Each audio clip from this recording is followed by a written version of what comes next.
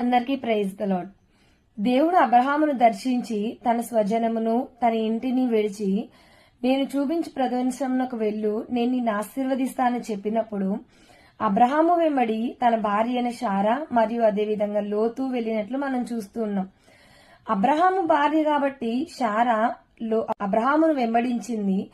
కానీ లోతు ఎందుకు అబ్రహామును వెంబడించాడు అని నేను అనుకున్నప్పుడు ఆదికాండము 14వ అధ్యాయము 5-6 వచనాల్లో వారు కలిసి నివసింపలేనటువంటి విస్తారమైనటువంటి ఆస్తిని అబ్రహాముతో పాటు లోతు కూడా సంపాదించుకున్న సన్నివేశాన్ని నేను ధ్యానం చేశాను.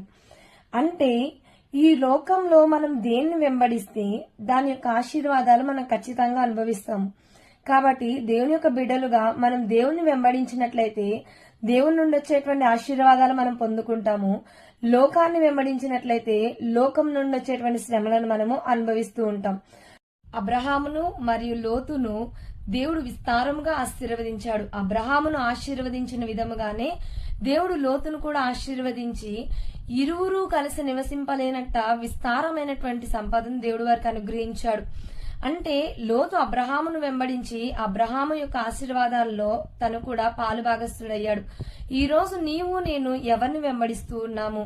విశ్వాసంలో కర్త అయినటువంటి, ఆశీర్వాదాలకు కర్త అయినటువంటి, వాగ్దానము చేసి నెరవేర్చేటువంటి యేసు ప్రభువును మనం వెంబడించినట్లయితే మనము కూడా మన యొక్క జీవితాల్లో ఆశీర్వదింపబడే వారిగా ఉంటాం.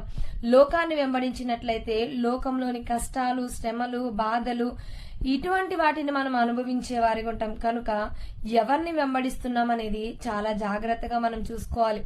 లోతు అబ్రహామును వెంబడించాడు, ఆశీర్వదింపబడ్డాడు. నీవు కూడా యేసయ్యను వెంబడించి ఆయన మార్గంలో నడుచుకుంటే నీవు కూడా తప్పక ఆశీర్వదించబడతావు. ఆమేన్. God bless you.